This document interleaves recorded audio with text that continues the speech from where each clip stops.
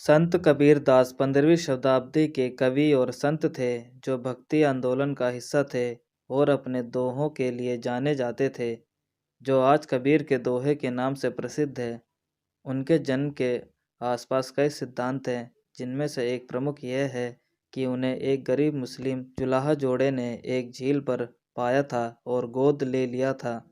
वह भगवान राम के बहुत बड़े भक्त थे और उनका अधिकतम समय उनकी पूजा में व्यतीत होता था। एक बार उसकी माँ ने कबीर से कहा था कि वह अपने द्वारा बनाए गए कपड़े का एक टुकड़ा बाजार में बेच दे। कबीर ने बाहर जाकर पूरे दिन उसे बेचने की कोशिश की, लेकिन पूरी तरह से असफल रहे। आखिर वह दिल से कवि थे, व्यापारी नहीं। दिन के अंत में भगवान एक भिखारी के रूप में उनकी परीक्षा लेने आए। ठंड लगने पर भिखारी ने कबीरदास से कपड़ा मांगा। कबीर ने तुरंत कपड़ा फाड़कर उसे दे दिया।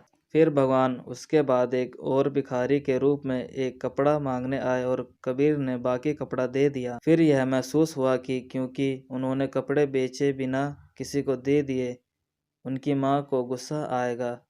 वह डर गए और सीधे घर जाके मन को शांत करने के लिए भगवान से ध्यान लगाने के लिए एक कोने में छिप गए। भिखारी फिर उनके घर भीख मांगने पहुंचा और माँ ने जब उस पर कपड़ा देखा तो वह समझ गई जो हुआ होगा। वह कबीरदास को दंड देने के लिए डंडे से मारने लगी, लेकिन कबीरदास ने बिल्कुल भी ध्यान नहीं दिया और पूरी तरह से भगवान की प्रार्थना में लीन थे। उसी समय भिखारी चीखें सुनाई देने लगी और उसके शरीर पर चोट के निशान दिखाई देने लगे। जहाँ जहाँ कबीरदास की माँ ने उसके शरीर पर वार किया, यह बहुत स्पष्ट हो गया कि भिखारी कौन था, और माँ तुरंत भगवान से क्षमा मांगने के लिए रुक गई, जो अपने भक्त के लिए उसका आघात सह रहे थे।